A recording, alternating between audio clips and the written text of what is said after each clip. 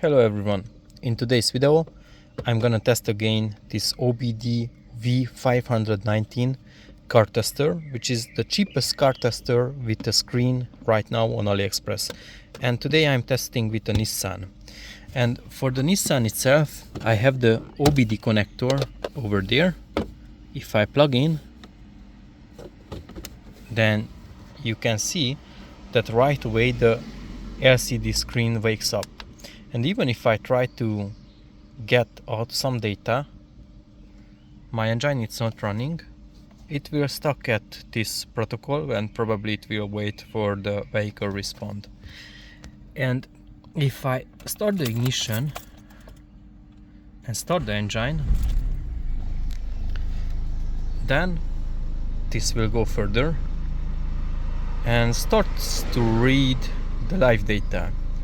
And for me the live data is the most important one, because you can see that the error counts, the first one, the second one is the load, which is actually weird because the engine is running idle and there it shows an 18% load, but it is what it is. The temperature of the motor, or actually the liquid inside of the motor, because the motor it takes a couple of minutes to catch up with the liquid. This is an air pressure sensor. It should be around 100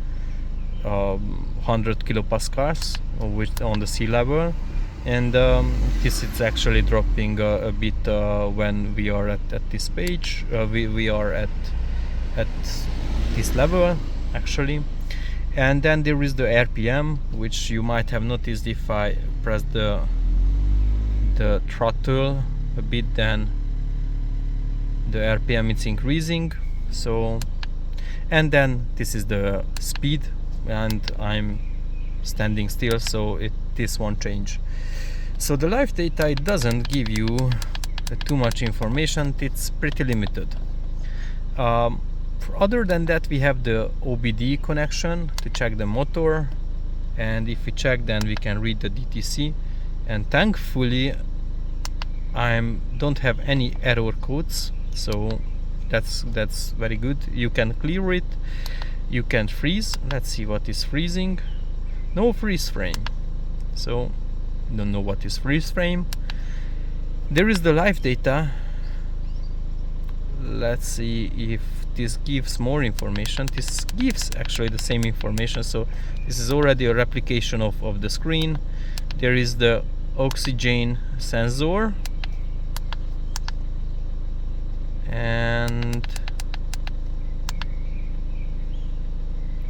for me it doesn't give too much information, but I'm not even a car mechanic, so maybe this is more useful for a car mechanic.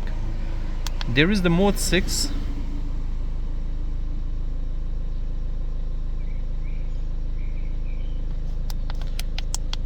which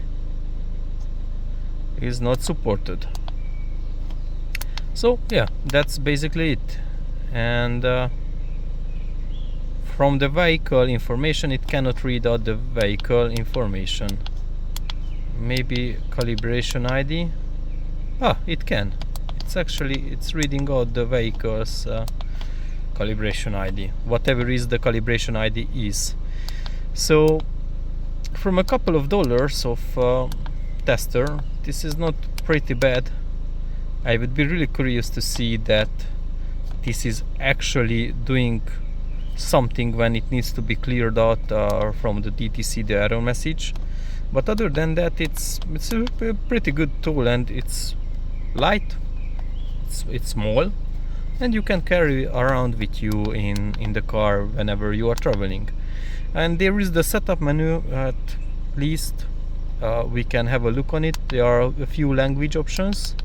I won't change it, I will keep it as English, but there are a few preferred languages.